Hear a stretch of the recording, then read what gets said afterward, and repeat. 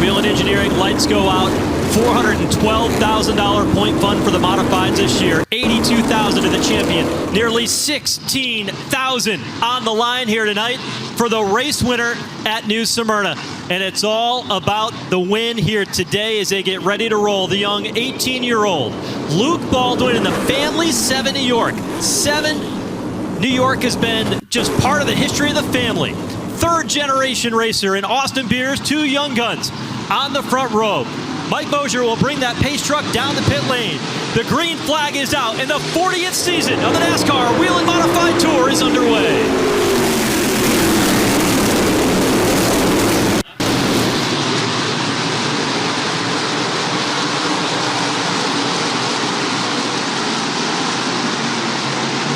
From the outside or from the inside of the front row, and the outside line to the lead, it is Luke Baldwin leading the freight train back into turn number 1. Austin Beers now closing up in 2, with Bonsignore advancing to 3rd, drop kicking Craig Lutz moves up to 4th, and one driver losing time on the outside. That's Eric Goodale at the back of your screen. Goodale in the 58, running outside of the 21 of Stephen Kopczyk, who's in this car.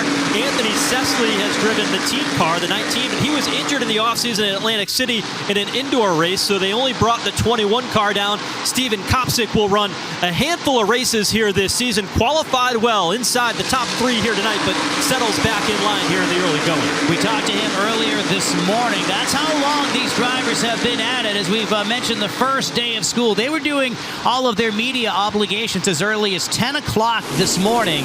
One of the first to go through was Kopczyk, and he was all business. He was one of the first to get through so he could go work on the race car, have a strong showing here tonight. Here's a look at the 44 car of Chase Dowling. Dowling will be in this car in 2025, and that car is going to be one to watch. They worked a lot on race pace speed, and boy, it looks like so has the 51 car, but the caution flag is out. First time of the night here tonight. And one driver spins. That's car number 55. And what a story he has been over the course of the last year, as a wild event at the last Speed Weeks for the driver of car number 55 of Jeremy Gershner. Jeremy Gershner, yeah. Been able to get that rolling once again. And last year, practice, throttle hung wide open going into turn number 1. He broke many of the bones across his pelvis, his leg. Really spent 5 months in recovery. Local Florida team. He's now moved up to North Carolina. An opportunity to be able to run a few more races on the tour. But what a wild recovery it is for him. Let's take a look at what happened to Jeremy. And he's going into turn number 1. He was running towards the back, and there he just ends up sideways, and a harmless spin, much smaller incident than he had at relatively the same place 1 year ago. And, you know, we talk about a driver who has gone through so much physical therapy and so many different surgeries. I don't know if I could find another driver that has the amount of gratitude he has for life. Out of all the drivers we talked to today, he is about as full of life as any of them, if not more. Immense gratitude. He has a son that he's bringing through Legends Racing who has some health challenges as well. But there's nothing that can keep that family down. They are full steam ahead. Well, Whelen Engineering brings us under the first caution flag tonight. The Whelen caution lights are on. Whelen, the official warning lights of NASCAR, trusted to protect first responders. There you have a great shot into turn number 1. Again, 7 quick laps into this one. Luke Baldwin has had this field in hand. Austin Beers quickly gave a quick chase, and then had the caution flag not come out, I'm not sure what Justin Bonsignore would have been able to do because he was getting ready to do battle on the inside going into turn number 2. Watch the 51 come alive on the restart in just a moment. Well, we're joined now by a gentleman who knows a thing or two about modified racing, and he was racing at Bowman Gray Stadium last weekend twice, the NASCAR Cup Series, and in his modified, the 2013 Whelen Modified Tour champion. Joins us, Ryan Preece. Welcome to the booth. Yeah, no, it's certainly different being up here watching one of these races, but man, what a great crowd right here for the modifieds, right? And Just goes to show you, there's a lot of modifieds mainly fans out there. Pretty wild. I mean, this is something that you have continued to stay connected to, whether you're behind the wheel of one of these modifieds, jumping in the role as a car owner to a modified a little bit later on this year with the kid who's out in front right now. Different look for you this year, but it's great to have you here. Yeah, not being up in the Northeast and not racing modifieds as much, my father and I both have a huge passion for modifieds. So Luke's obviously doing a great job. And, my father's worked with them in the past, so I'm sure they're going to go have a good time. And I'd like to see him keep running up front here. Well, we're going to find out. You got to let us know what you're seeing here. We're hearing a lot of teams and drivers talk about a lack of grip here at this racetrack. This track changes a lot from the sun we saw earlier to what we see at night. What are we going to see here in this early restart? Well, I think a lot of people are already complaining about loose. And, I just, it's going to be important to keep track position. And I want to focus. Ooh, that's not good. Kopchik out of shape, dancing, trying to keep that car pointed in the right direction, but he collects the outside wall with that left rear tire. And Kopchik started third tonight, but he brings out the second caution of the night. Ryan Preece, our guest here. And Ryan, this early in the event, we get a couple of quick caution flags. This is a strategy race. At what point do you start thinking of pitting for tires? Man, that's so tough. I think there's a rule here that you take 2 tires per pit stop, right? Which opens up the strategy. You come in, you grab rears early on, and then you grab right sides. And going 200 laps, this is going to kind of help some guys just because you might be able to stretch that right rear a little bit longer than you anticipated with these cautions right now. But I'm probably the worst person to ask about that because I'm just a tire killer. So I'm looking forward to that 59-lap Monday night show as well as the 50-lap on Tuesday. But, yeah, it's tough. But the strategy end of this whole thing with 2 tires per stop can certainly open that up. You spent a lot of time coming up through your modified career at, in your home state of Connecticut, Thompson Speedway, Stafford Speedway. Those are racetracks when you dive off into the corner, you drive hard into the corner, you get right back to the gas. Ted Christopher wide open, just flat open. This racetrack is a bit more finesse. You roll it down into the corner easy, and then you're getting back onto the gas. We'll take a quick look here at the third car outside lane. Kopchik just did not come up to speed. Andrew Kraus nowhere to go, and boy. Oh, and he got it right at the end. Man, how about the 14 split the middle there? Yeah. That was wild. Here's another one. Black 14. He's about 8 cars back, 4 wide through the middle. Yeah, he hit him with the old razzle-dazzle. Check that out. I like it. That didn't take long to come out. Get you on the mic for about a minute and a half and razzle-dazzle. I love it. Yeah. I did listen to Buckler, one of your co-announcers for a long time, yep, so he's given me enough ammunition. That or your spotter. Or Waddell. Sean Waddell, many, many years, who works with the Racing Electronics Group and provides radios here.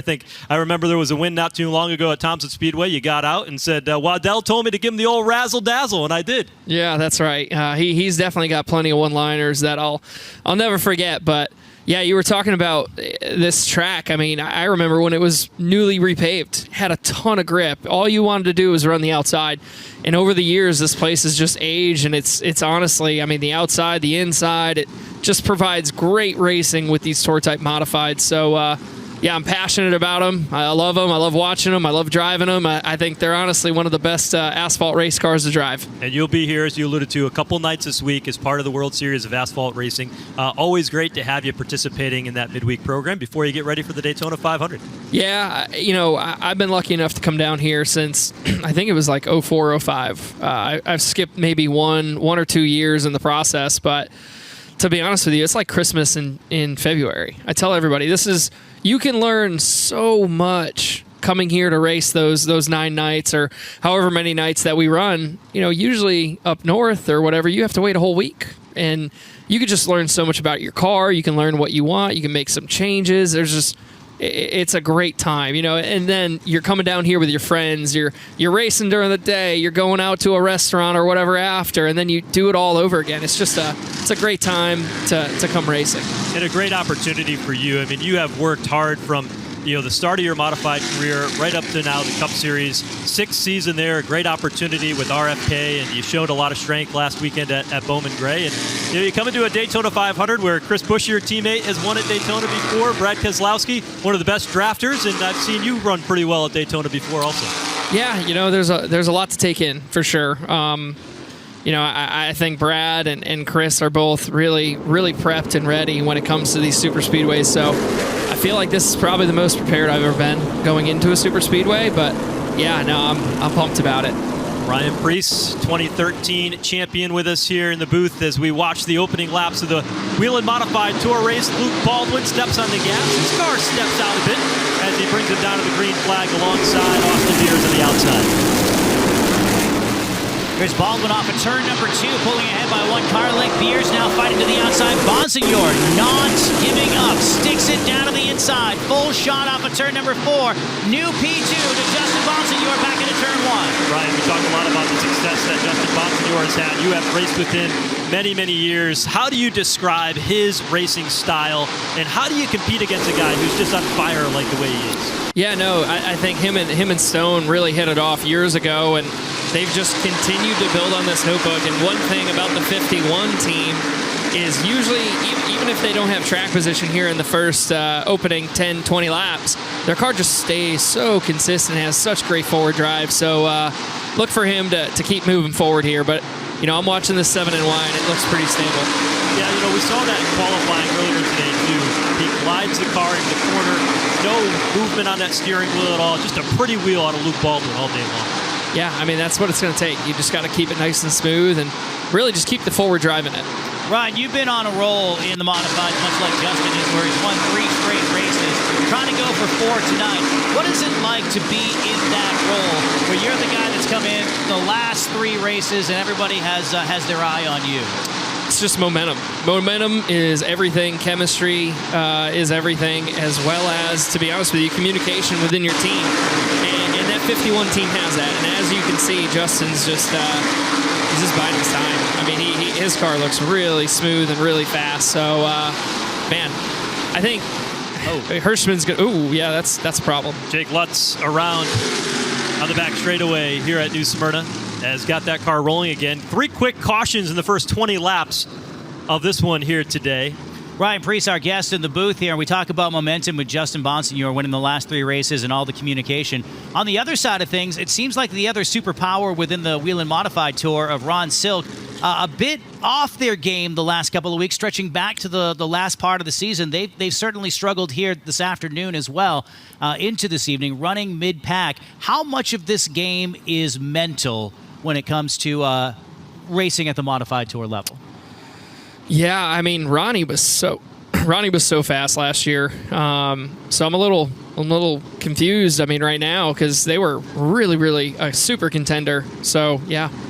See what happened to Jacob Lutz here. He was trying to go 3 wide off turn 2. Kraus and Silk on his outside, and it was Silk who got out of shape off turn 2, came down across the Nerf bar, caught that right front of Jake Lutz. And it doesn't take a lot with these modifieds to knock them loose with that right front.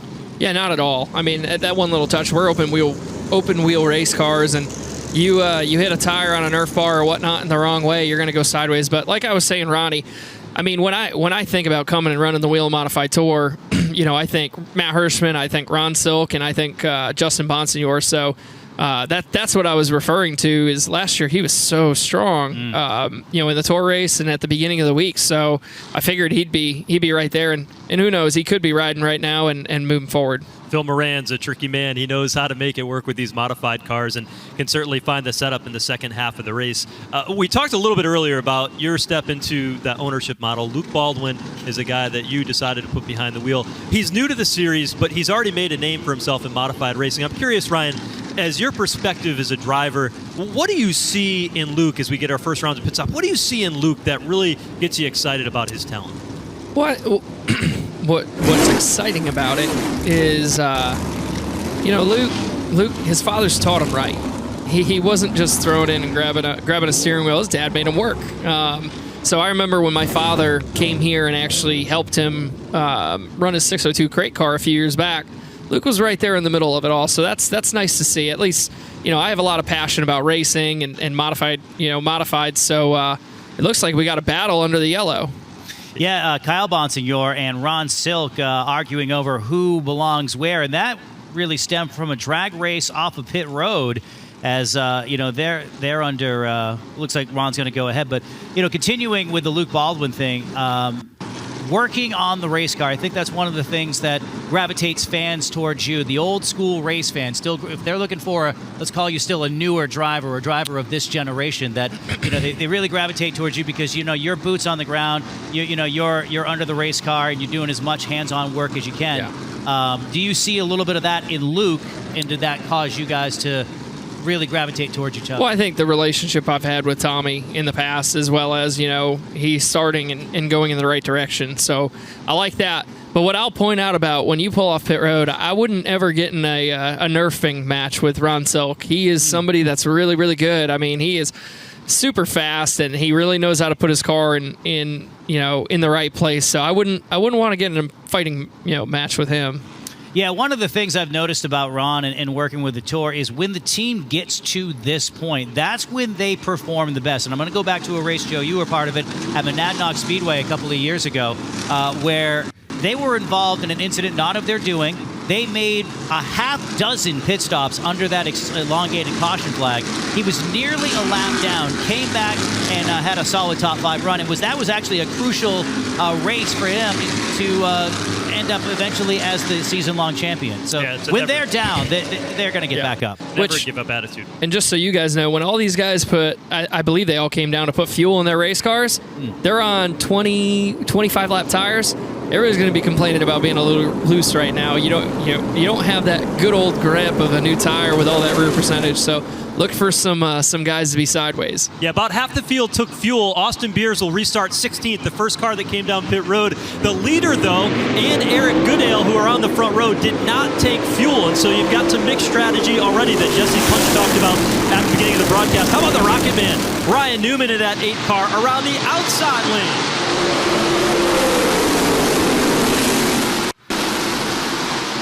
Newman settles into spot number 2, right behind your leader, Luke Baldwin, who's led basically from the drop of the green flag. Goodale actually shown in second, followed by now Newman's up to second, Goodale back to third. Chase Dowling, 44, is up to 4, solid run for him. And how about pit strategy for Max Zachum? Started deep in the field, car number 20 already inside the top 5. Stayed out on the racetrack to take that track position as he continues to move forward. Frank Fleming was another one. We watched some great battling deeper in the pack. You see Trevor Catalano, who won at NASCAR Speedway last year. Dave Sapienza. Ryan, I know you've spent a lot of time with Sap and that group trying to improve their program as he drives that Ted Christopher-inspired 36 sideways into turn 3. Yeah, no, Sap, he's always been really good to me. And one thing, I try to help him when I can. So seeing him run pretty decent right now is good. I'm just hoping he's not going to be loose like I usually am. He sent it in there to turn 3, and he was all crossed up that last time through. You see the cars bottom out a lot in turn 3 here at this racetrack, too. The 09 almost runs right out of steam. And there's a nearly big trouble on the front straightaway. Caution flag is out as, the 81 involved in this one. And it looks like the 14's right behind him. I'm sorry, guys. I'm terrible to watch a race with. This is good, actually. Yeah. Ryan, you don't see it off camera, but Ryan's pointing the action over turn 2. I mean, Ryan, you are into it. You are just as much a fan as a participant of this stuff. Yeah, usually when I'm, whether I'm watching an Xfinity race, a truck race, a modified race, and I'm sitting next to people in the room or my wife, they're slapping me because I am so, I'm jumping up, I'm screaming, I'm doing all that. So, I kind of saw that before it was even happening, and then obviously you saw the chaos. So, but what I was about to say about Sap, what I was about to talk about Sap earlier is, I had the car set up like I'm driving it, which is usually driving off the right rear and loose. Well, let's check this replay out. There's a couple things happening. Chris Hatton got up and out of the groove. Tyler Berry got into him, and then Mark Stewart, who's used to racing at Riverhead Raceway, you've won a bunch of races there, got collected by Jacob Lutz a bit deeper in the field. Lots of action unfolding here in the opening 30 laps at New Smyrna. We're just getting started with the Whelen Modified Tour season.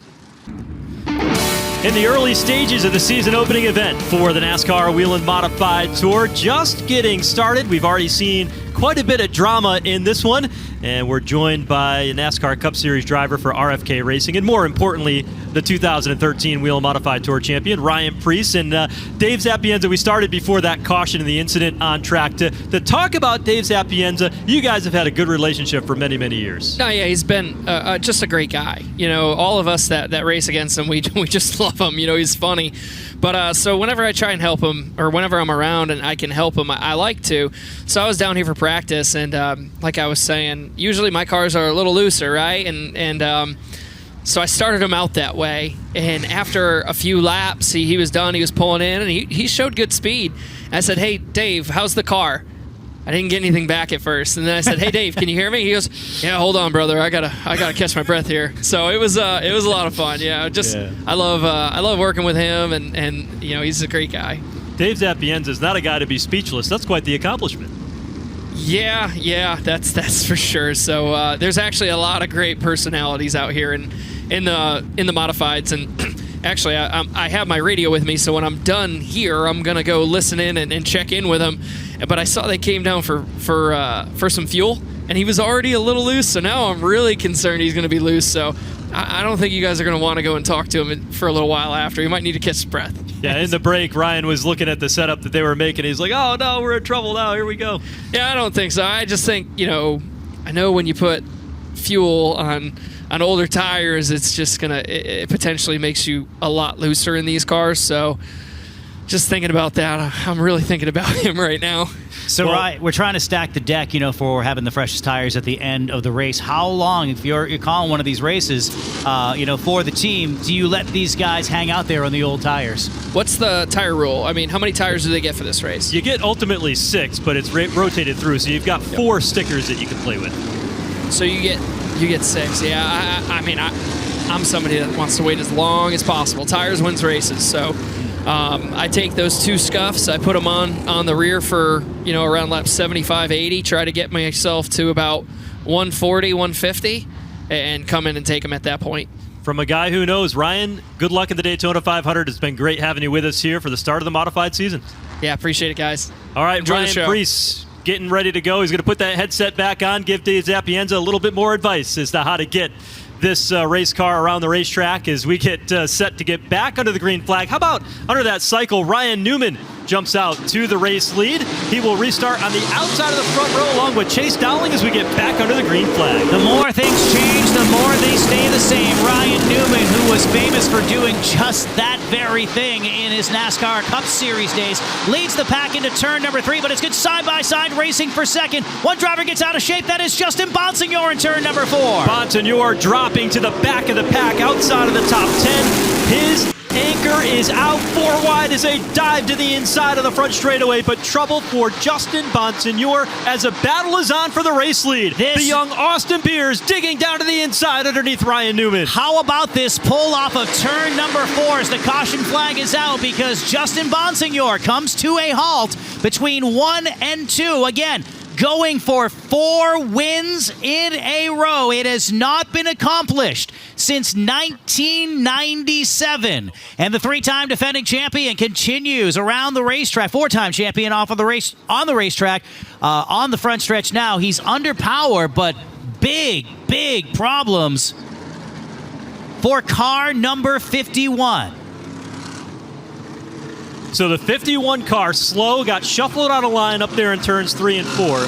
Came to a stop in the middle of turns 1 and 2. Caution flag came out, and we are back under the caution flag now 39 laps in to the new Smyrna Beach Area Visitor Bureau 200 here for the NASCAR Whelen Modified Tour. And he pulls onto the pits, or onto pit road, with the red lights on. He's coming down to the attention of his crew in the number 1 pit stall here along the pit lane. And Justin Bonsignore paused right front on pit road. Looks like he might have had a right front tire go down. So the field is going to circulate around here as he is on pit road. They will release. Let's go down to pit road and Jesse Punch. Yeah, your speculation from the booth was correct. The team says he cut that right front tire, unfortunately, costing him some major track position here under that last incident. But getting that tire changed, getting that 51 back out on the track. And look, the team says it's a fast race car. It's unfortunate, but we're confident in our guy. We still got a lot of laps left. Well, Jesse, the word from race control is that Justin Bonsignore will receive a 1-lap penalty for bringing out the caution over there in turns 1 and 2. He will be held to lap. He's now that lap down as the pace truck had passed on through, and he'll rejoin at the tail end of the field. Not too many cars a lap down, however, so he could get that back here with the quick succession of cautions that we've seen so far tonight. And that was rolling the dice, too. Justin and his team, veterans at this. Yes, they are having the one-lap penalty to be served, but had he pitted under green, there's a good chance he would have lost 2 laps, and quite possibly even 3, depending on the severity of the situation. One of those things you just kind of have to weigh out, but it's a game of seconds, too. You have to make that decision in a split second, and Justin back on pit road now, as is Brian Roby in car number 25. And then you have the Barry Rod in car 59 as well. So Justin's going to come in right now and serve that penalty that'll put him a lap down here today. And so he is going to wait, the NASCAR official there. Other cars on and off pit road. Ryan Newman, who was leading this race not too long ago, came in and got fuel for his race car. On and off pit road again, Max Zackham. Remember, he had stayed out earlier under the 4th caution of the day, and that allowed him to get some track position to be a little bit further forward inside the top 10. And Justin Bonsignore and this team now has a bit of work to do. You know, you mentioned, it's a game of seconds and how quickly things come. Well, for Justin Bonsignore and Ryan Stone, believe me, they are very calculated. They know the scenario and they know how to play the game based on different things that are presented to them. So it was a gamble to breaking out that caution after being shuffled way out of line with that right front tire. Would have been a lot more costly had they stayed out on track. But now he'll have to rejoin at the tail end of the field. Only 42 laps in. Justin Bonsignore will be shown the first car and only car 1 lap down, back in the 30th position out on track. So a quick caution is what that team is looking for. Meanwhile, though, the rest of the field stacked up in rows of 2 in turns 3 and 4. You've got Austin Beers, who elected to take the outside lane as the race leader. Chase Dowling on the inside of the Tinio family, number 44. Field gets the green flag, and Beers quickly out to a 2-car linked advantage back into turn number 1. He leads the drivers who are battling side by side behind him, nearly 3 wide, because here comes Matt Hirschman up the inside. The PD Motorsports number 60 now rockets into the top 3. Haven't heard a lot about Matt Hirschman yet tonight, a 5-time champion at this racetrack. A defending winner, former winner of the Whelen Modified Tour here. The inaugural event slides into 3rd place. Cream is starting to rise to the top, and one of the drivers I'm really looking at is Craig Lutz in car number 46, who led a good chunk of this race 1 year ago. Slightly different paint scheme on that 46. It was an all-black car last year, but a nice speedy white paint scheme on that 46. Running inside the top 5. He has not budged from that position all night. He's been solid. And another driver who's really looking to avenge a nightmare start to 2024 is Kyle Bonsignore, and he has found himself inside the top 6. Now, Bonsignore had an engine fail at practice today. Missed the second practice session. Another car off the pace. The 09 of Chris Hatton, high and out of the groove along the front straightaway as the battle for the race lead begins to intensify. 2 young drivers, Austin Beers, the race leader, and the 44 car of Chase Dowling, which is a welcome sight to be back on the Series Tour after several years away. Dabbled with some part-time runs here and there, but Dowling is quite the talent behind the wheel. You know, Joe, you mentioned they are doing a full campaign, and I'm sure a lot of it has to do with how Whelen have stepped up this year with their amazing point fund, and even just race by race. This race, the winner taking away close to $16,000, $2,000 for the final finisher of the afternoon, or excuse me, of the evening. So it's not just a big number for the winner. They're taking care of the entire field, which is crucial to the health of a series like the Whelen Modified Tour. And Whelen definitely, in their 25th year of sponsorship, a title sponsorship of this division, have really stepped forward to a bridge to the future in this. The Catalano brothers dueling for position. The 54, Tommy Catalano, the older brother to Trevor, who's sitting there right behind him. Here it comes Steven Kopczyk, though. Kopczyk on the move, diving to the inside in turn 2. You know, it's funny, I was talking to the Catalano brothers this afternoon, and, of course, they had written down their favorite food, which you may or may not have seen on the screen so far here tonight throughout the different behind-the-scenes stuff that we've shown. And, of course, each of their Catalanos, of course, they're going to say they love pizza. So I had to ask, pineapple on pizza? One of them said yes to pineapple on pizza. Can you guess which one? I would say Tyler. Nope, Tommy. Tommy. Tommy was pineapple on pizza, Really? and Trevor wanted to throw him out of the house. You know, the reason why I said that is Tommy is like the OCD brother. Everything's got to be perfect. I figured him be just a plain cheese pizza, nothing fancy. Yeah. Where Tyler's kind of like, hair down, kind of wild, kind of crazy. Messy is okay. So I you want to figured put that pineapple on my pizza? That's okay. Just throw it right on. That's what I was thinking. Okay, so Tyler's not from Maine.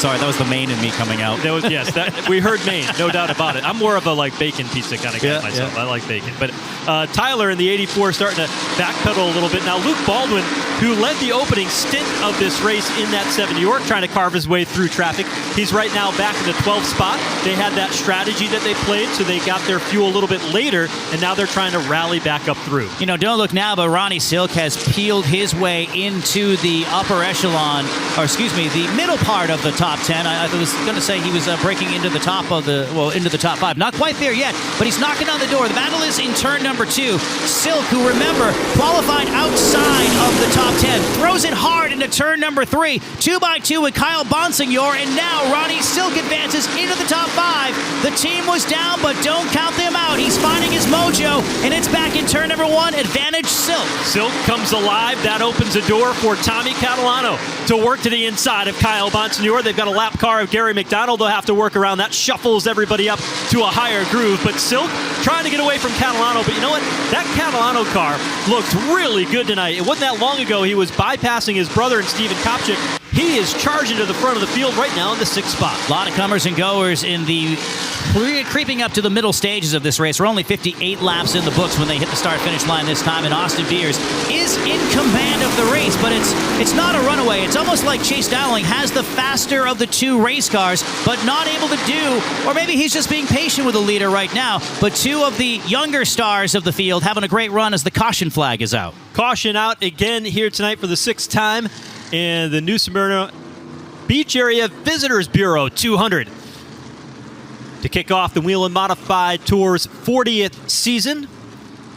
Got a car that's up into the fence here in turn 4, and that is Brian Sonis making his debut in the Whelen Modified Tour. And everybody down in Freeland, Pennsylvania, they had a big watch party going. The entire gang was there.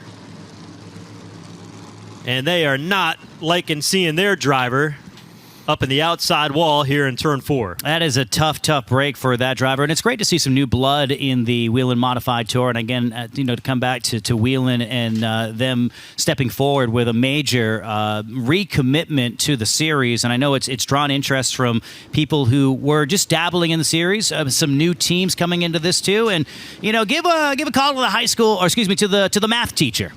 The math teacher who goes racing on Saturday nights, and a special hello to the watch party on Flo specifically for him. I think that's great. It brings families together who can't make it, and they can live vicariously through us who are in shorts and T-shirts and on a Saturday night in February in Florida, when a lot of the country is going to be hit with 6 to 12 inches of snow in the next day or so. I wonder if I can get home tomorrow.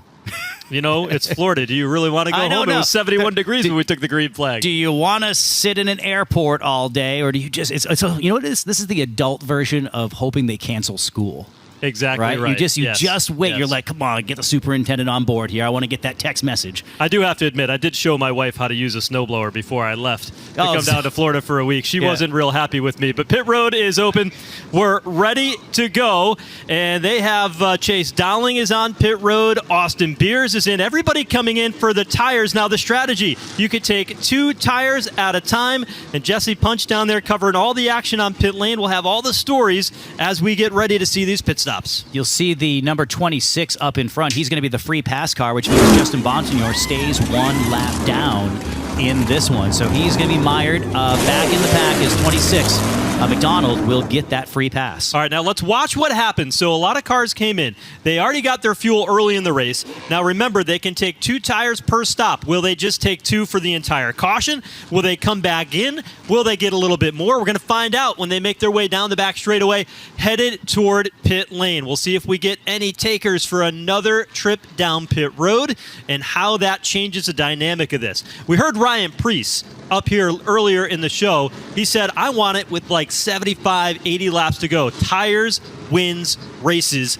Everybody now coming in early to get their 4 tires, including Justin Bonsignore back on pit lane. It's going to make for a crazy end of the race if everybody's getting their rubber right now. There's the number 3 moving in there of Tyler Ripkema, and what a great story that's been to see the Bowler team in Old Blue have a consistent driver all year. It's something that they haven't necessarily had in their recent history. But, you think of all the drivers that have wheeled that vehicle to success. Most recently, Jake Johnson with the victory at Monadnock Speedway last year on the tour. They parted ways in the late summer, early fall. Ripkema went into that seat and has done quite the fine job. A lot to keep our eye on as we get into this green flag here in just a few moments. The field is cycled back around. Several cars came down pit road, but what's interesting is the drivers who stayed out. Among them, Matt Hirschman, who will inherit the lead for the first time today. Ron Silk inside the top 2. Tommy Catalano, Steven Kopchik inside the top 4. So there are a number of drivers who took tires, as you said. There isn't a uniform pit setup or a strategy right now. It is all over the map. It is going to be interesting to see how things pan out towards the end of the race, because you have drivers who have all their tires now. You have drivers who have just swapped a couple of tires here and there. So there isn't one set. Okay, this is exactly where everybody's at, and it's driver versus driver. It's strategy versus strategy as much as it is man versus machine here. As I look through this strategy here early on, 143 laps to go seems very, very early to come down to get tires, considering the fact that we've run so many laps under caution tonight. Yeah, you have a lot more experience in this series than I do, and I certainly don't want to overstep my boundaries and saying, geez, they're getting all their tires now? That doesn't seem right. And then you're, oh yeah, that's what they're doing. It doesn't seem right. Yeah, don't overstep your boundaries. Yeah, that's never happened. Don't do that. Yeah. That's not good. We get ready to go. The Whelen Engineering lights have gone out around the speedway. We're going to have quite a different mix of strategies. The front few cars have not come down for tires most recently. Then you've got drivers a bit deeper in the field who did. Drivers like Austin Beers, who showed dominance leading early in the race. Patrick Emmerling has their tires, and Frank Fleming, who's now inside the top 10 as well. So quite an interesting dynamic that we see out on the racetrack here, and you're going to see comers and goers. But Matt Hirschman, big money, out in front, that 60 car outside. Row 1 will lead them on to the green flag. Pace truck is in, and we're back under the green flag in New Smyrna.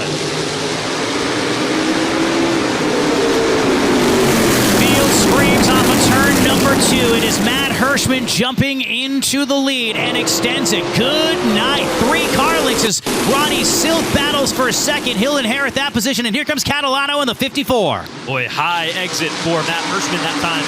Off turn 4, Silk second. The top 3-4 cars go single file. And how about Dave Zapienza? Maybe it's that Ryan Preece luck. Little tuning from the former series champion inside the top 5. Sapienza runs right there in the top 3, and they're stacking up behind him. Here comes Catalano. Further on back, Trevor Kraus now to the inside. Car number 81 looks strong as well.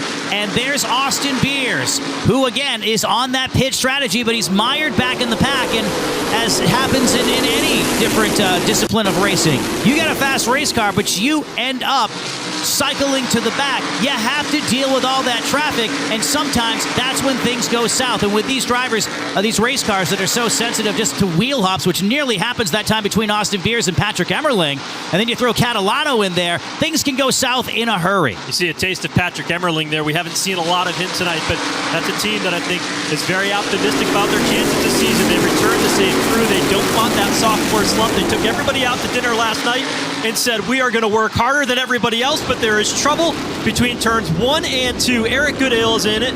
Tyler Berry involved in this one as well. 4 cars in all get caught up in the incident here to bring us under the caution flag. I believe that might be Fleming, too, in car number 40. He refires that ride. 65 years of age, 46 years behind the wheel, and as spry as ever. This driver, of course, they're fresh off the high of winning the race at Bowman Gray with Chris Fleming last week, and here with a strong showing. Qualified inside, well, nearly inside the top 15. Fast race car all afternoon and a spring in his step. It was great to see Frank Fleming have a great run here so far. Another driver on the other side of his luck, not having a good lap 70. Chase Dowling, right side damage, and boy, what bad break for that team. They were so good. I thought had one of the best cars on the racetrack not too long ago. We mentioned Ben Dodge. He was feeding us highlights along the way, and he said, watch the 44 of Dowling. That car might be the story tonight. And unfortunately, under this caution flag, it's the story for the wrong reason. That Nerf bar badly damaged and dragging on the ground.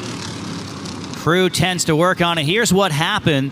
Coming down the front straightaway, there's Emmerling. The camera will point back just a little bit, and then somebody, it looks like Bonsignore hopped, and so did Ripkema, and it was just an accordion like a Bonsignore. Justin was involved in that one towards the end of it. Here's another replay, another angle. What happened? The 22 was a little out of shape, maybe got into the 3, and that bounced a few cars up the racetrack.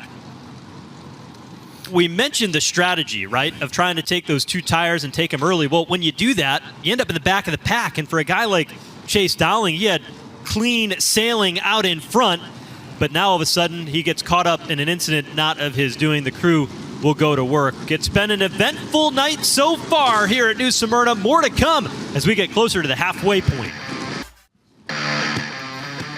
All kinds of action that'll keep you busy all summer long on FloRacing. We're glad to have you with us here as the season opener for the NASCAR Whelen Modified Tour here at New Smyrna Speedway. Joe Koss alongside Andy Austin. Jesse Punch covering the action down on pit road, and our remote consultant today, Ben Dodge, firing all kinds of feedback with us. Is Ben under the weather today. He'll be back with us for the race in his home state of Thompson, Connecticut. Now, take a look at that 56 car there of Trevor Catalano. Got into his brother there under that green flag midway down the back straightaway. You were talking about no passing the garlic bread under the Christmas or the holiday break at dinner. These guys actually do have different shops, and it's because Tyler is kind of the messy brother. We were talking about the hair's all crazy, right? Kind of kid. But these guys do have different shops, so at least they'll have a little distance between each other, but it might be a long ride home back to New York State. I can guess that, and quite a messy one if they're riding home tomorrow, for sure, with the storm moving in. Patrick Emmerling from the inside of the front row with Matt Hirschman to his outside, and then it's Luke Baldwin. 92 laps, make that 93 laps on the grid now. Green flag is in the air, and we're racing. There's one guy you don't want behind you right now if you're Matt Hirschman. It's Patrick Emmerling, because that team really has everything together here in the early going. But how about that 7 New York? Sends it off to the inside of turns 3 and 4. He wants third. Equal muscle from the 56 of Catalano. He is ready. He is hungry this afternoon. Nearly got into the back of the car in front of him, battling with Emmerling for second. Turn 2. It's Justin Bonsignore into the outside wall. He got sideways off turn number 2.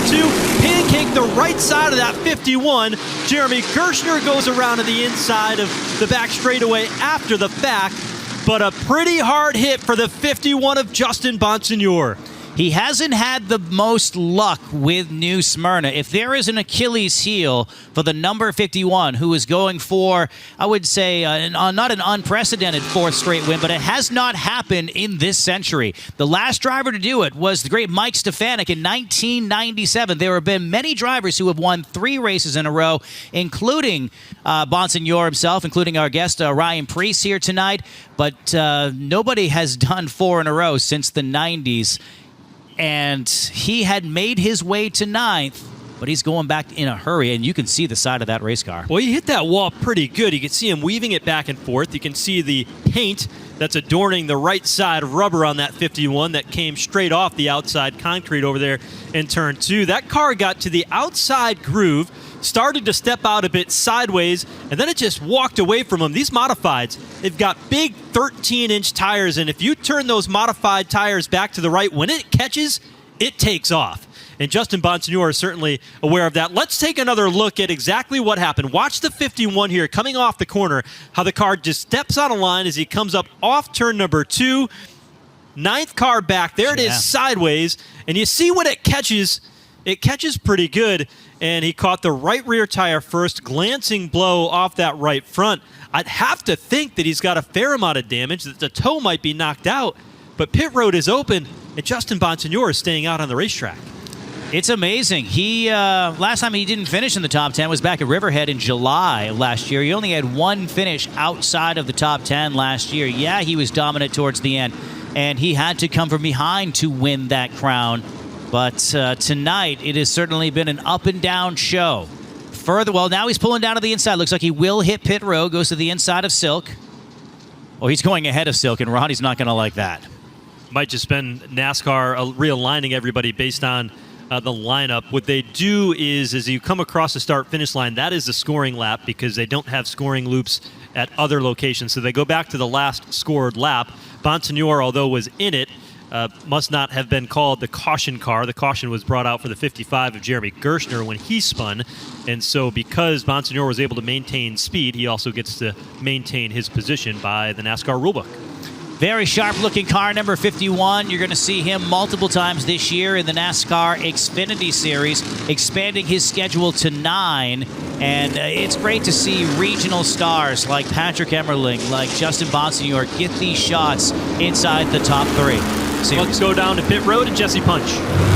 Guys, I'm standing here in the 51 pit. This crew obviously frustrated with their bad luck they're having here today at New Smyrna. Now you were speculating on the damage. They hopped up ready to bring him down, but Justin called him off. He said the car feels fine, so I'm going to stay out. We will not see that 51 on pit road. Well, you won't see it in the middle of the racetrack either. It's got to find a place to go, and now it finally, well, let's just see how this plays out. Well, they're disputing the position. Both Sapienza and Justin Bonsignore believe that that's where they are supposed to restart. It looks like Bonsignore is going to win that battle. Both those Long Island, New York drivers. Caution lights will come back out onto the racetrack. They'll take another look to make sure that they've got the starting lineup in the proper location before we get back underway. So they'll give them the 1 to go this time by. The Whelen Engineering lights have gone out around the racetrack, and Justin Bonsignore's eventful night has another story laid in among it. We'll see what happens when he gets back under the green flag and how competitive that car will be. You saw him go side to side, and right now he's side by side with Ronnie Silk, and the lights are out on the pace truck. Yeah, it will be interesting to see if he can come to full speed again.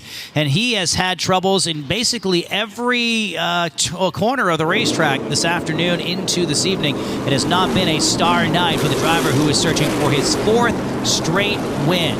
Meanwhile, back up in front, the driver who has had this race for about the last 35 minutes. That is Matt Hirschman with Patrick Emmerling to his inside. Then it's Catalano. Then it's the pair of 18-year-olds on the second row.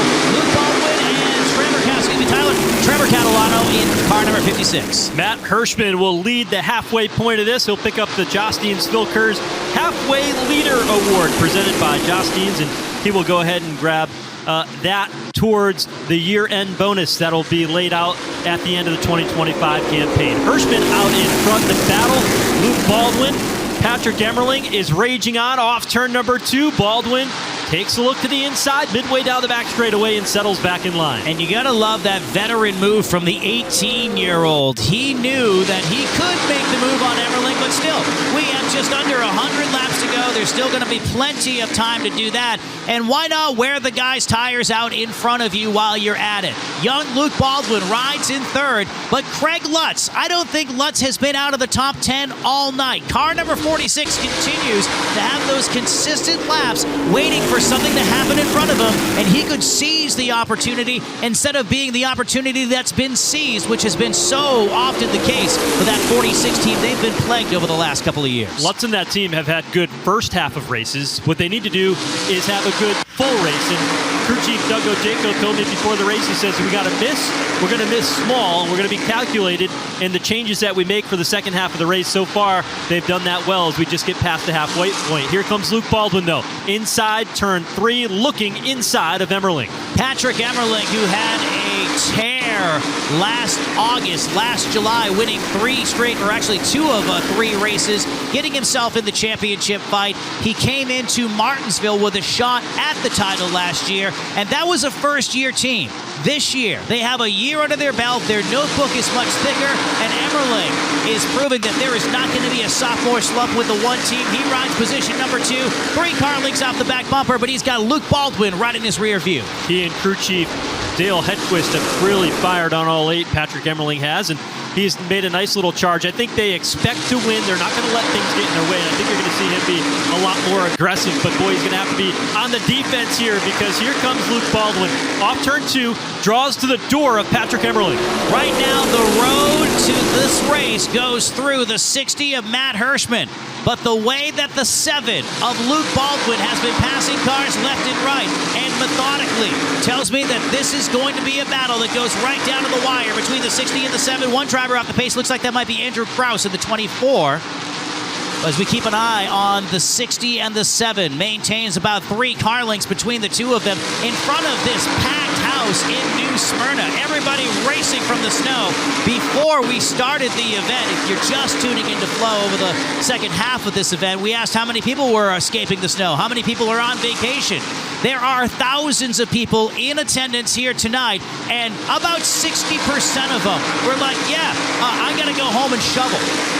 The rest of them were local, so a nice mix of drivers who are fans who are basically at a race that is very much a destination race for modified fans every year. Well, Emmerling now has given up a couple of spots in as many laps as Ron Silk was able to get by him. Emmerling now back to 4th, falls into the clutches of Craig Lutz in that 46 team. Up front, though, Matt Hirschman has shown the way for a while.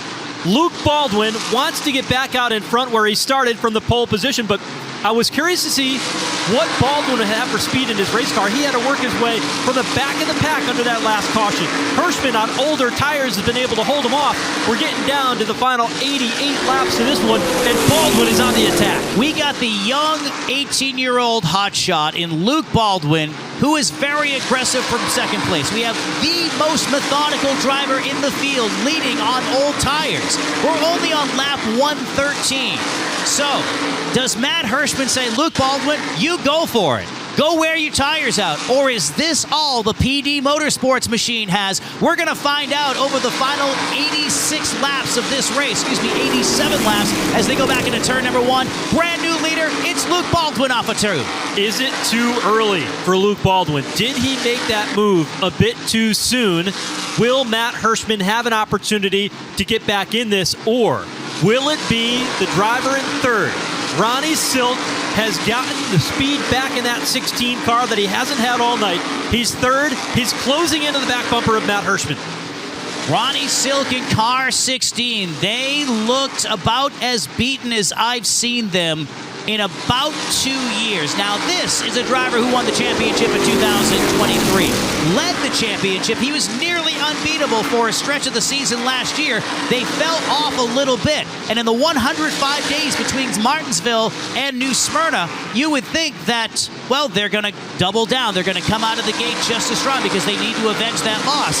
They seemed like they were off in practice. They were off in qualifying. Slow on the uptick in the first half of this race, but don't call it Ron Sulk. It's Ron Silk, and he's smooth, closing in on the back bumper of car number 60 off of 4. He wants second place. He's gobbling up the distance pretty quick as he is now right to the back bumper of Matt Hirschman down in turn 1. You can see Silk, high entry, trying to set him up for a pass off the exit of turn 2. Just does not have to drive off the corner, but he's still on the attack to the back bumper of Matt Hirschman. Right in the tire tracks, now sees daylight off of turn number 4. They're trailing 18-year-old Luke Baldwin in the 7 New York, and what it would mean for modified fans to see that black number 7 in victory lane tonight. If you're a student of modified history, I'm sure you'd love to see it. Ronnie Silk wants to upset it, but so does Matt Hirschman, your 2022 winner, side by side with the driver who's won the last 2 events. And people forget that Ronnie Silk is a 2-time defending champion of this race. He's trying for his Patrick Mahomes 3-peat in car number 16. He's getting after it. Here comes Hirschman trying to rally back, but he just does not have the speed as Ron Silk able to open up the gap and drive away. But checked out at the front of the field with a healthy advantage, 1.2 seconds. Luke Baldwin has built a little bit of a cushion, but is it too much? Is it too fast? And is he going to have to pay the price for that later as we get deeper into this run? I really like what Tommy Catalano is doing in car number 54. He's running a solid fifth. Now, there are two drivers in the top 10 that I'm really looking at right now. That's Catalano in the 54 and Ryan Newman in car number 8. Newman just advanced to 9th, and he's running a very smooth Ryan Newman-like race. In a conservation race, this is a Ryan Newman event, and he loves modifieds. Meanwhile, on your screen, you'll see the number 54 of 54 of Catalano get the whole shot on Emmerling, chains in position as Catalano will rocket to spot number 4. Emmerling just outside the top 5. Meanwhile, further on back in the pack, Craig Lutz losing another spot, so the tire's starting to go away on the number 46. Meanwhile, Trevor Catalano works the inside. It's Sapienza. No, it's not Sapienza. It's car number 21 moving up and having a great run as they continue to fight. And look, here comes Ryan Newman down low. Ryan Newman is on the move. You can look at the lap times. His lap times are as fast as the race leader, Luke Baldwin, last time through. Fastest car on the racetrack, though, that belongs to the second place car of Ron Silk. He is starting to track down the race leader, Luke Baldwin. The other car that is quick, Tommy Catalano in 4th. He goes by Matt Hirschman to now take over the 3rd spot. Catalano is matching the pace that Luke Baldwin has out front. We are in uncharted territory for tonight. We had a rash of caution flags to start this race. We haven't had a long green flag run until now, and you're starting to see the green rise to the top. It's the pole sitter, Luke Baldwin, who was mired back in the field after an early pit stop. And the story that we're following now is, will the 18-year-old burn his tires up? And a two-time champion, two-time defending winner in Ronnie Silk, who's about 10 car lengths off the back bumper, be using his veteran prowess to just be patient enough to pounce when it counts the most inside the final 25 laps. From our Northern Command Center, the veteran and our colleague Ben Dodge says, watch the 16. Experience will pay off over the young kid, Luke Baldwin. The stopwatch seems to prove that to be true. It's now down to 0.7 of a second. Ronnie Silk in about 4 laps has cut a half a second off the advantage that Luke Baldwin has. I do not bet against Ben. He's the man who knows these cars inside and out and has been instrumental in this series for so many decades. As we watch Patrick Emmerling down to the inside of Matt Hirschman, and this is a very un-Matt Hirschman-like race where he's the ultimate conservator of his race car, but he has not conserved very well tonight by standards of the other competitors as he's fallen back just a little bit. Keep an eye on this battle here. Steven Kopsik in the 21, the battle for 6th. Ryan Newman in the 8 car. Newman led a few laps early on in this race.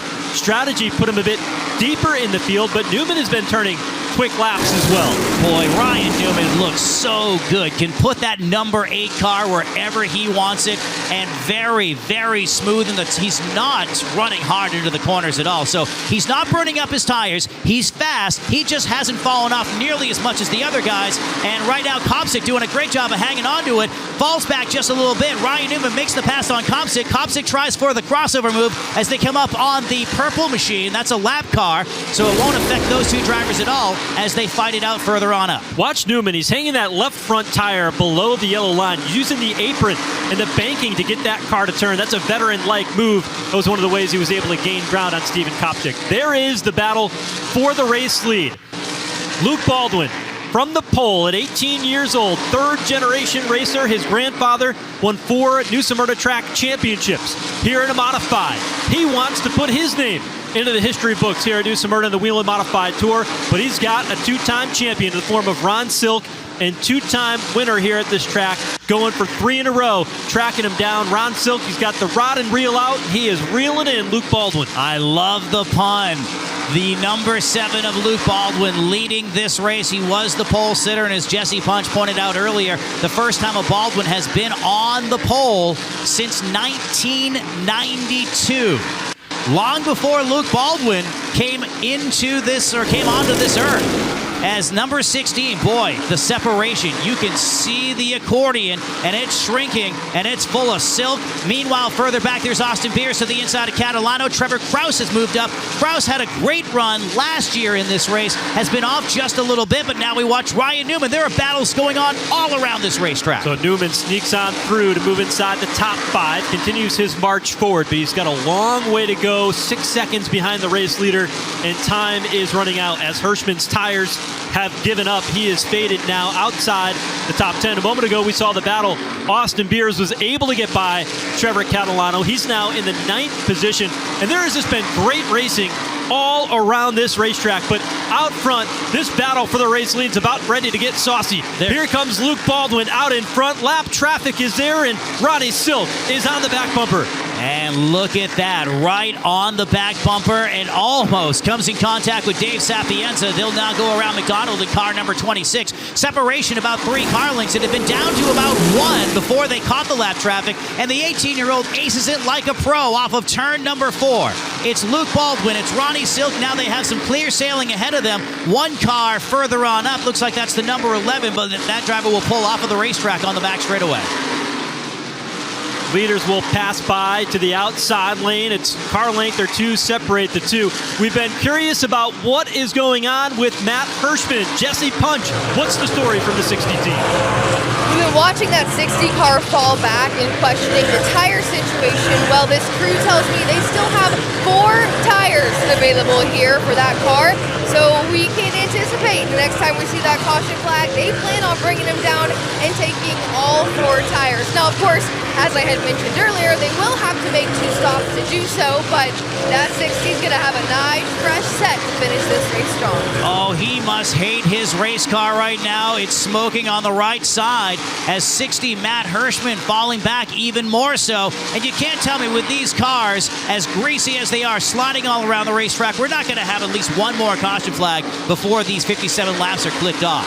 Smoke, though, out of the right side, as you mentioned, of Matt Hirschman. His car beginning to fade. You look at the Baldwin car. Now, one thing that you got to think about, how many times has he been leading a Whelen Modified Tour race in the late going? Now, he's won a lot of races already in his young career. Ron Silk knows how to navigate lap traffic, and he knows how to navigate it here at this racetrack. Will that be the difference in the closing laps? He won in 2023. He won last year, and he won in a 10-lap shootout last year. So whether it's a long run, whether it's a short run, it's tough to beat Ronnie Silk. And think of your own walk of life. When you've been down and out, when you've had a couple of bad days, when work's not going so well, what do? You don't bury your head in the sand. You rally, but you don't rally as an individual. You do it with your team. And this 16 team has literally, in the last 90 minutes, changed their course, and they are now contenders with Matt Hirschman having some problems on the front stretch. Matt Hirschman has been shown the black flag from atop the flag stand, that smoke billowing out, becoming a problem for him. So NASCAR throwing the black flag, and here comes Matt Hirschman coming down pit lane. He is no longer being scored, but the caution flag comes out. We've got trouble over in turn 2. 1 car stopped. It's Trevor Catalano. And that brings us under the caution flag again here tonight with 53 laps to go in the season opener. And boy, that gives us an opportunity to catch our breath. So many storylines playing out here tonight at New Smyrna. And boy, what a turn of events for Matt Hirschman. Boy, Hirschman 1 lap short of... we'll have to see how race control works, the team number 60, but he was black flagged multiple times. He was not being scored anymore. They are pulling him on pit road now in car number 60, the PD Motorsports team, the 2022 winner of this race. You know, looking at the top 10, couple of great stories where you have Newman now breaking in the top 5 as we go to Jesse Punch on pit road with the number 60. Matt Hirschman in that 60 has made his way down pit road. I mentioned earlier this team holding on to 4 tires to give him to finish out this race. They planned on making that 4-tire stop either way under the next caution. They didn't plan on having those issues there come out right before this caution. So definitely confident, but not what they were hoping to see here over those last couple laps.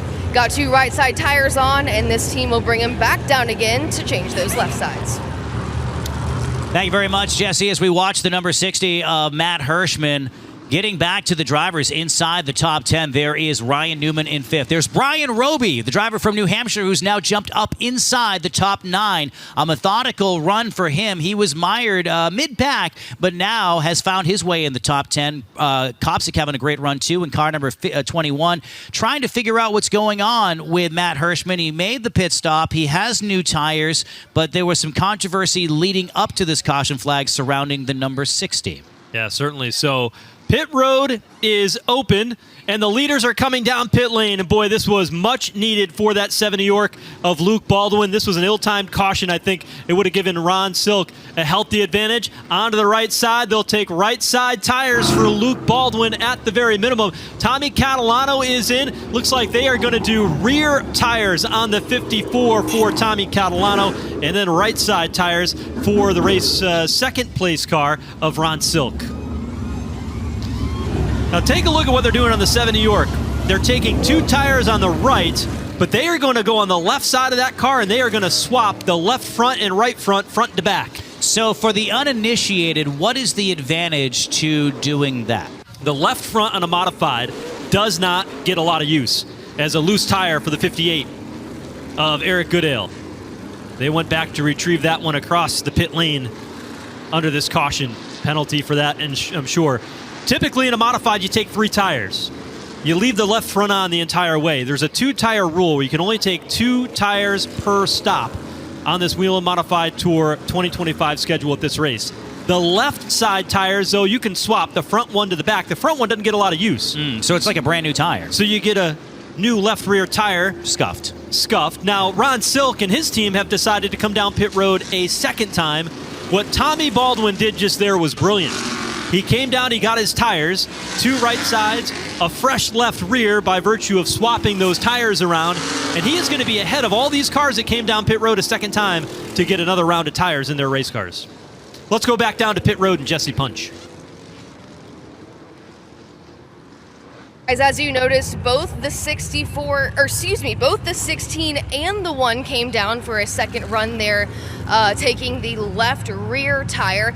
Now, we haven't heard a ton from the 1 today. They've been running incredibly strong, and in talking to this team, checking in with them periodically throughout the race, I said, you guys have been awfully quiet. What does that mean? They said, that means all things are good over here. We're just running our time. Well, those laps are ticking down, so keep an eye on that 1 team. We'll see how they do in these final closing stages of the race.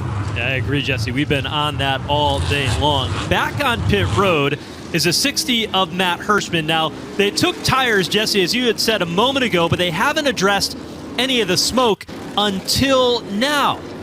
What exactly is it? Is it something coming out the right bank of that machine?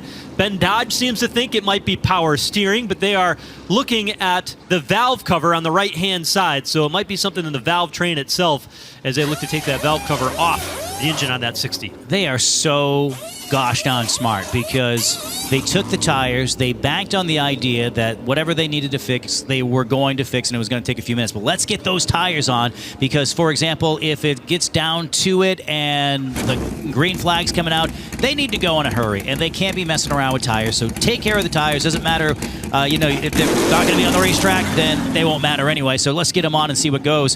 While the 60's back together, pulls onto the racetrack, and still trying to figure out where he is in the running order as he was black flagged in the laps leading up to this caution flag. As it shows right now on the scoreboard, Catalano is your leader in car number 54. Austin Beers, haven't talked about Austin Beers for a good half hour or so. He was up front for a good chunk of the first part of this race.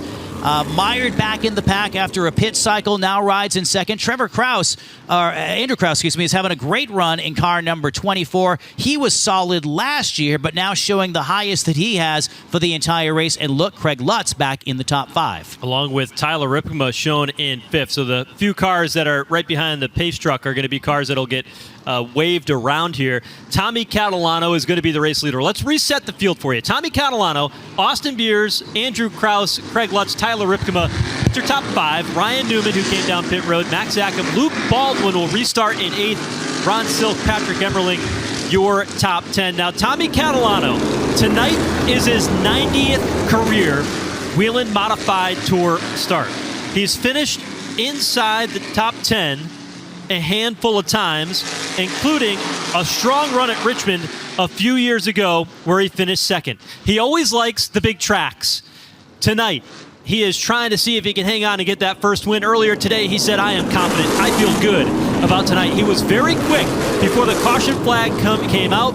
Can Tommy Catalano hold on for the final 45 laps of this one and score his first win tonight here at New Smyrna? Only time will tell. They're doubled up off turn number 4. Green flag is out. Tommy Catalano will go to battle with Austin Beers. Beers shifts up the racetrack just a little bit. Now Andrew Krause is pouncing down low in car number 24. Here comes Craig Lutz, and he'll drag it back to the start. Turn number 3. And Catalano losing time on the outside, a little bit loose off the corner. Give the advantage to Beers back in turn number 1. Slight edge getting down into turn 1 belongs to Pennsylvania's Austin Beers, hanging on to the outside from New York. Tommy Catalano. Here comes Craig Lutz, though. Swings down to the inside, side by side, dead even across for second. And don't look now at the back of your screen, car number 7. The black 7 is Luke Baldwin, the driver who has dominated this race at different stages of it. Now up in front of Patrick Emmerling, in front of Ryan Newman, and they all chase Austin Beers back into turn number 3. Luke Baldwin restarted in the 9th position. He's up to 5th already with plenty of time to go, but he's under attack as behind is Patrick Emmerling working the inside in turn 1. Up front, though, the battle is on for second. Tommy Catalano trying to find a way to get back around Craig Lutz. We talk about Craig Lutz putting that race together, and yes, that one race where they are strong throughout. They have shown flashes of brilliance. They have led more laps than teams that finished ahead of them in the point standings, but could not put it together. And now, with 41 laps to go in a long-distance race, he's going for the win. Currently position number 2 and turn number 3. Meanwhile, further on back, don't count out Patrick Emmerling. He wheels it down to the inside of Luke Baldwin. Give him the spot in turn number 1. That moves Emmerling into 5th for the moment. Baldwin backpedaling now to the 6th spot. He's under attack as Eric Goodale is there off turn 2. Emmerling on the charge, under 40 laps to go. Next car in the crosshair is going to be the 22 of Andrew Krause. So if I'm on the money on this one, the drivers in like the 24, for example, they have older tires. Austin Beers has older tires. Krause has older tires. Drivers with fresher tires towards the front, towards the back, making their way to the front. They're doing a good job of hanging on to it right now. You see Baldwin last time through, think he might have caught the front stretch outside wall. If he didn't, it was a piece of paper between the tires and that outside wall for Baldwin. Look at Silk. He's got no room for Goodale. Just slid him right up the racetrack, and Bonsignore will take advantage to the inside. Yeah, room is not the only zero that Silk has right now. Off of turn number 4, driving like a man possessed behind a double file battle. He's going to try to make it 3 wide in turn number 1. Shut down as they both try to get around Trevor Krause. They both being Ron Silk and the number 7 of Luke Baldwin. Look at Silk. Silk has found what he was missing, and now he's going to go 3 abreast on the front stretch. Move of the race there for Ron Silk. Ducked underneath. Baldwin gets 2 for 1 as he heads down into turn number 2. But here comes Justin Bonsignore. Rallies down to the inside too. The rivals working into turn number 3. Sparks fly here at New Smyrna. Week in, week out. Doesn't matter if they're running 7th, 27th, or 1-2. It seems like they always wind up around each other. And it has been a far from picture-perfect night for either the 51 or the 16, the 2 major stars of the NASCAR Whelen Modified Tour. And they run single file, and I don't think they're going to go the final 35 laps without trading paint. Elbows up off turn 4 that time for Silk as his car stepped out sideways on the front straightaway. Baldwin is now outside the top 5. He runs 7 in that 7 New York car. A mirror full of Steven Kopsick, who's on a tear here in the late stages, while Austin Beers trying to run away and hide, but he's got a slight advantage out front over Craig Lutz, only a few car lengths ahead, but the battle for the race lead has remained calm for the moment. Old pavement, wild strategy has made for 167 laps of electrifying competition in the NASCAR Whelen Modified Tour season opener for 2025. And these aren't even the money laps. We're still over 30 laps from the finish. And Ryan Newman now stalking the back bumper of Andrew Krause. Don't count out the driver in number 60 behind them. Matt Hirschman has struggled mightily in the last 20 minutes. He had a valve leak in number 60, which was causing the smoke. Looks like that's all taken care of, though. Smart work by the crew to be able to get that car repaired and get him back out on track. And he's trying to see if he could be a factor before all said is done. It only takes one restart to change it all. Meanwhile, though, Austin Beers in command. He is trying to run away and hide from Craig Lutz, who would love to be able to get back in victory lane. You talk about racetracks that are similar to this at the series. Runs on Thompson in Connecticut. Craig Lutz, very good at that racetrack. No surprise with the success he had here last year to see him running so well tonight. But does he have enough to catch the young and talented Austin Beers? Austin Beers has he picked up one win last year. And the interesting thing is he's won on big tracks before, big tracks for the Whelen Modified Tour. He won at Richmond. He's, obviously at home when he runs at Lancaster. Lancaster, a much different banking than what we have here at New Smyrna, but he's fast here as well, too. Another driver who's been fast all night at different times is the 8 of Ryan Newman. Same thing for Catalano in the 54, and then there's Emmerling. So many different storylines to unfold in the final 27 laps of this race. It's Emmerling knocking on the door. Certainly a lot of action early, heavy on cautions, but not light on action at all. This has been a great season opener to the 40th season of the NASCAR Whelen Modified Tour as Emmerling is able to sneak underneath Catalano, and that'll move him into the 3rd spot overall as Emmerling is not done yet, and he wants to put his name in the hat and an opportunity to win this one. He is not all that far behind the 64 and the 46. The race leader there comes across the line. It'll now be 25 circuits left to go here in this New Smyrna Beach area Visitors Bureau 200 to kick things off, but he has opened up that advantage back to Craig Lutz. A few years ago, a driver who was running, trouble for Beers. Nope, it's not Beers. He's just avoiding some trouble in turn 4, Sapienza. Which was, Dave Sapienza spinning around. Now, silently, Joe, I had thought to myself, because we wouldn't want to be the one that says, hey, they could use a caution flag to tighten this field up, because that would be really, really wild. Chances are it's going to happen. It's just the way the modifieds have run here tonight. Not 30 seconds later, Sapienza spins in turn number 4, tightening the field up once again. And even though you're up front right now, chances are you're going to be at least contested if you're going to no one's going to walk away with this one here tonight. This is going to be wild. Inside of 23 laps to go when they come across the line this time by. And Austin Beers last year was trying to get that win at Seekonk Speedway, had the racing command. Guess what happened?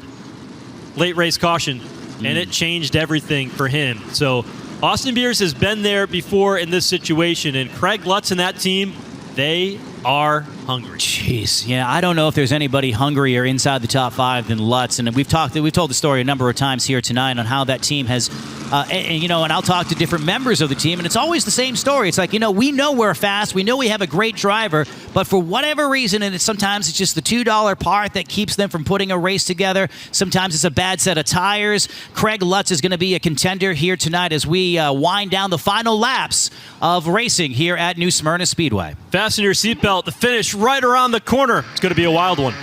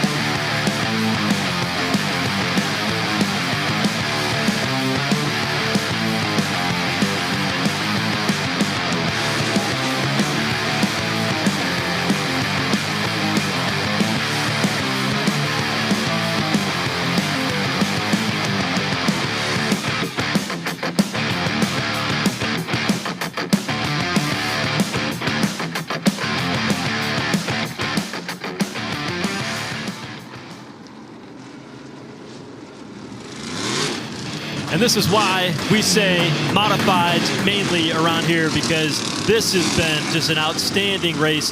packed crowd. Luke Baldwin back on pit lane. They're going to go ahead and get some more tires on that 7 New York, take rears to get him to the finish. But what a thrilling event we have seen so far, and it's not done yet. How do you take a 200-lap event on a racetrack that's slightly more than half a mile? You throw some pit strategy in there, and you have seen... it's like a choose-your-own-adventure book. They have 32 different stories, 31 different stories throughout the day, and there's some major debris right here on the front stretch that they'll definitely need to clean up, so lights stay on the race truck. One of the stories we were talking about earlier during the green flag run was Austin Beers, and one of the stories I tried to articulate, but we ended up having the situation with the 36 car is that, he's a young driver, and I think he caught some people by surprise in 2023, winning that race at Richmond. He picked up 2 wins last year. So then there was the racing with expectation, which was something that Austin hadn't faced in his young modified career, despite his lineage through the modifieds and his family being able to walk him through the levels of success and the ups and downs with it. I think they felt a little... off last year. Even though they did pick up the win, they had 9 top 5s, 15 top 10s. It was only one race where he didn't finish in the top 10, Joe. But I think this year they are looking to fill in those gaps and get to another multi-race win season. And this is a great way to start. They are emptying the tank tonight in car number 64. Mike Stefanik is a 7-time Whelen Modified Tour champion, and one of the guys that was key to his success was the crew chief by the name of Sly Zabin. And Sly has been working in the Modified Series for a long time, and he's been with the 64 car of Austin Beers for many years.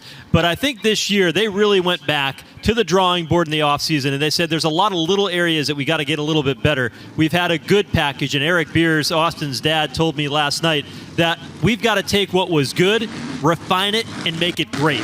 And tonight, they're showing that poise. Started second, battled through good, solid pit stops, executed on pit lane. Now in position to win in the late going. But if you've seen one of these modified races before, you know it is not over until that checkered flag flies. We are a long way from the finish, even though just 19 laps to go. It's going to be wild. There'll be 18 to go when they get the green. What would you do to break through to victory lane if you are Craig Lutz? Number 64, Austin Beers on the outside. They are both locked on to the back of the pace truck. Double file coming down to the line, accelerating in turn number 4. Just 18 circuits to go when they hit the start-finish line. Sean Houlihan waves the green flag, and we're racing. Beers spins the tires, and Craig Lutz surges to the lead on the bottom. Emmerling now to second, and here comes Justin Bonsignore. We thought he was done early in the race with a right front flat. Now he's battling for third. He was in 30th position tonight, and the 4-time champion, who's going for his 4th straight win. That has not happened since 1997. Justin Bonsignore to the inside, and Patrick Emmerling goes for the lead. Emmerling working the inside lane, takes over the top spot, puts car number 1 out in front at New Smyrna. Craig Lutz only led for a lap or 2, and he's back in the second position. That number 1 team is locked in, and they basically went into ghost mode when it came to media. Jesse Punch tried to get a word with the 1 team to talk strategy, but they were just focused on winning this race. And in the next 15 laps, we'll know if that's a good story to tell or not, or if that move paid off for them. And down the back straightaway, look at Emmerling open it up by 2 car lengths into the corner. Lutz trying to keep pace. Bonsignore to third as Beers falls back to 4th. Steven Kopsik having a good run there in 5th. And Ron Silk riding in 6th. But Patrick Emmerling out in front, 1 car length, 2 car lengths a lap, opening up the advantage back to the second place machine of Craig Lutz. Lutz having a great run, and I love to see what the 46 team has done tonight. If they fall 1 position short, it is definitely 4 steps forward for car number 46, even if it is 1 position short, because they put together a whole race. They were a contender. They still could win this one, and now now. Justin Bonsignore shoots to the inside. Nearly some contact in turn number 4. 51 in the tire tracks back into 1. They go on the attack back into turn 1. Bonsignore tries to put the wheel underneath the 46. Remember, one long ago, he was into the outside wall. Off turn number 2 was Bonsignore. He has got a quick race car. Can he get by Craig Lutz? Does he have anything to track down Patrick Emmerling? He brought out his own caution earlier in the event. He paid dearly. He had to sit down 1 lap in arrears as a result of the penalty. He was back as far as 30th. Then he got to 9th. Then through pit strategy back to 22nd. Now it's Sparks shooting out of the back of the 51. Justin Bonsignore is riding in position number 3, but under attack from Austin Beers, who's not out of this one, while Patrick Emmerling checks out. So much going on here, and we're just inside the top 5. Great battles all the way around this racetrack. The best one might be the battle for second. You go a little bit further back in the pack. Matt Hirschman trying to move forward as well. Brian Roby is there, and Tommy Catalano, who's had a good run today. His car in the late going starting to fade right now as he is just outside the top 10, running 12th. On a racetrack much like this one back on the 14th of August, Patrick Emmerling broke through to victory lane for the very first time with this one team. Then, at Oswego, a few weeks later, ended up in victory lane. Then, on a racetrack that was high bank but much shorter, Monadnock Speedway in Winchester, New Hampshire. Third time in 4 races, Patrick Emmerling vaulted himself into the championship battle. He fell a little short last year, but definitely showed that the first-year team was going to be a contender if they chose to come back this year, and they did. They are checking out, trying to pick up the victory here as there's a good battle with Austin Beers and Justin Bonsignore, who washed up right in front of the 64 last time by. Beers trying to pick up a few more spots before it's all said and done. Gathers it back into the 3rd position. He'll see if he can get one more before the checkered flag flies, because right now, coming up on the next time by for the race leader, Patrick Emmerling, it is going to be just 5 circuits to go here at New Smyrna, and he is checked out in his own zip code right now as he leads the field down into turn 1, and not a lot of lap traffic to deal with here in the closing laps for Patrick Emmerling. In the short history of the Whelen Modified Tour racing on speed weeks, in this particular event, there have only been 2 winners, and that was Matt Hirschman. Big trouble, turn number 3. It's Chris Hatton. There was contact between the 7 of York, the 16, and Hatton came across the nose of Ron Silk and backs it in driver's side to the outside wall. 2-time 602 modified champion here at New Smyrna Speedway. And inside of 4 laps to go, this one might just go to overtime tonight. Wow. So just when you thought, if you're Patrick Emmerling and you're Emmerling's crew chief, you're like, okay, so we're off to the races. No, not so much. Let's watch and see what happened here. There was some contact between the 51 and the 7 further on back, and then they both came up on the slowed 09, who slung up, and Ron Silk had nowhere to go. Yeah, came right across the nose of Ron Silk. They were 3 wide there for a moment. Chris Hatton was on the bottom. Get another look at it. Hatton's down to the inside. It looked like maybe the 7 and the 51 might have got together. No, it was the 7 got into the 09, and that just hooked the car to the right and into the outside wall. So tough break for Chris Hatton. I know he's got a lot of fans here that were cheering him on here tonight at his home track, hoping to do more races, was planning to be able to travel up north when the series runs at North Wilkesboro Speedway on Sunday, May 18th as part of the NASCAR All-Star Weekend at North Wilkesboro. And that's not going to be the case for Chris Hatton here today. Let's go back to the last restart. And if you're Austin Beers, what's going through your head right now? You had the race in hand, and you spun your tires on the restart. How cautious will you be in overtime? That's got to play in the back of your mind for that young race car driver. Yeah, we'll take a look at how Austin Beers can recover. Let's just take a look quickly at the overtime rules. So in the NASCAR Whelen Modified Tour, unlimited attempts at a green, white, checkered finish. Here's how it'll work. They'll see a green flag. If they come around and see the white flag, the next flag will end the race, whether that's the checkered flag or the caution flag, and they'll freeze the field and go back and score it that way. If we don't make it to the white flag before the caution comes out, they will re-rack them and try again. Wow. It's been a very tense and doesn't feel like this has been a 200-lap race at all. We were talking with some of our colleagues up here in the booth, and it just seems like even though the time limit seems like it has, not time limit, but the timing of this race has certainly been, it's 200 laps. It just feels like it's flown right by. And I think a great start to this season. It speaks to the health of this series, too, that, two of the contenders aren't the two dominators from the last couple of seasons. I mean, really, you can't shake a stick at what Ron Silk and Justin Bonsignore have accomplished here tonight. But the story up front has been a revolving cast of characters. Whether it's Patrick Emmerling, whether it's Craig Lutz, whether it's Austin Beers, we've seen other drivers take a turn at the top. If this race is the measuring stick for the health of the Whelen Modified Series, I cannot wait for the rest of the year and the different tracks that we go throughout the season. Let's go back down to pit road and Jesse Punch. We have seen overtime in the Whelen Modifieds before. We know how chaotic and intense it can be. That one of Patrick Emmerling will be leading this field to green here. But over the radio, he says, guys, we got this. Not showing an ounce of stress from behind that wheel. This driver had 3 wins last year, and as you said, this team choosing to come back for a second year and could start that second year with a win, potentially in overtime in New Smyrna.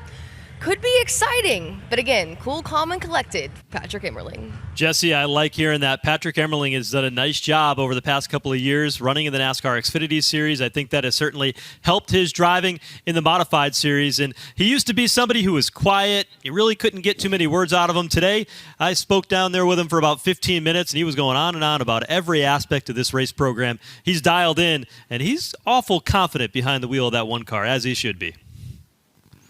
He certainly is, and he could certainly break through here tonight. And we're going to be back for overtime and wrapping this event up at New Smyrna Speedway on FloRacing. Well, after a 6-minute red flag, the caution flag back out here at New Smyrna Speedway, 2 laps to go. We are in overtime for the NASCAR Whelen Modified Tour. What an event we have seen so far. The question is, what's going to happen next? With 6 minutes on the racetrack and the tires completely cooled down, this race has been a race full of strategy where everyone geared to have the freshest tires at the end, tires at a premium. But now everybody's cooled their tires down and we have a green-white checkered. Does tire wear matter within 2 laps? I think at this point, you've got what you got. I don't see that strategy has played itself out. Your strategy got yourself the track position. It's really down to what the driver can do. Get those tires cleared up, get things ready to go. You've sat under this. You've had a chance to think about it a little bit. That mental game comes in to play. How do you play that restart? What do you know about your opponents that you can use against them? Okay, if they know that Austin Beers goes down below the yellow line or likes to dance with that, they block him there. Because something tells me that Austin Beers, starting on the inside of row number 2, has excelled down low in turn 1 from practice. It's almost like he set himself up for this moment. If he does not spin his tires on this restart, do not just give it to Patrick Emmerling. He's got a very fast race car. He's one of the smoothest guys out there. He's going to be tough to beat. But if we're throwing the Hail Mary, and I'm Austin Beers, I drive it deep into turn number 1, and I hope for the best. Well, let's find out what the thoughts are down from Jesse Punch. Jesse, it's been a wild and eventful night so far. How's this one going to play out, you think? I have a feeling we are far from over when it comes to the end of this race. You guys were just speculating on the tires cooling down, having seen these cars sit out there for 6+ minutes now. And I caught up with the crew chief of the number 1 of Patrick Emmerling, Dale Hedquist, and I said, Dale, how much does that matter right now, sitting there on those tires? He said, a whole lot. The only thing that's helping us, though, is that we are on significantly newer tires than the rest of the guys up front. So even though everyone has sat and cooled down, they are holding on to hope that their newer tires will help them. But he also said, we're just going to have to see what happens on the restart. I'm with you, Jesse. I think we are far from done also. I know you and I debated this during the commercial break, and I thought, okay, well, all Patrick has to do if he's going to hang on to this one is survive one restart. And you just looked at me like I did something wicked bad. And I'm like, what's wrong? And you're like, no, we're not done. We're not done, son. We're going to go through. How many of these are we going to have? I know, man. It's not your first day, right? I mean, this is crazy. But I thought these guys would be able to do this in one more restart. But then you throw in the fact that the tires have been cooled for 6 laps. The players, Emmerling wants to assert himself as the title contender, or maybe even the title favorite after the first couple of events, and setting the tone this early is going to be great. Then you have Craig Lutz. First time he is, been in this position for a while. He's put together a whole race tonight and could break through. We've already documented Austin Beers and what he's willing to do to get there. But what about that car that sits in 4th? It started in 4th, and it's going for the 4th win in a row, which hasn't been done since 1997. That's got to be in the back of the mind of Justin Bonsignore. But how good is his car, right? He's bounced off the wall. He's had to go from the back to the front. He's used a lot of brake. He's used a lot of tire. Does he have anything left, or can he take advantage at the right time, at the right moment, as we see things play out? 1 to go. As we get set to go, let's quickly go back down to pit lane before the restart to Jesse Punch. Just adding to your conversation about the 51 of Bonsignore, yes, looking for a huge win for him. However, very frustrated behind the wheel of that car. That team has been battling bad luck all day long, and they tell me, look, if we can just bring home a race car in one piece, we'll be happy at this point. He can sniff the lead, though. That may change if he gets a great restart. Remember, Austin Beers, fast race car, spun his tires last time. He excels in turn number 1. Who is willing to do what over the final green-white checker to break through for the first time in 2025? The victory for Craig Lutz on the bottom is tantalizingly close. Can he get the win tonight over Patrick Emmerling as the green flag comes out? Emmerling surges to the race lead. Bonsignore looking for second as they head for turn 2. Austin Beers opens up the bottom side, tries to get a run on Craig Lutz, who slams the door. They both go after Patrick Emmerling in turn number 3. Here comes Lutz trying to be on the defense. He'll come to the line this time by 1 lap to go for Patrick Emmerling as Baldwin hits the wall off turn number 4, but it's Patrick Emmerling to lead the way in turn 2. Next flag will end the race, and Emmerling opens up a 5-car length advantage down the back straightaway. Lutz will run second, and they are single file off of turn number 4. Off turn 4, though, Patrick Emmerling's going to hold on and score his 8th career Whelen Modified Tour victory at New Smyrna. And meanwhile, Mark Stewart, hard lick into the outside wall off turn 4.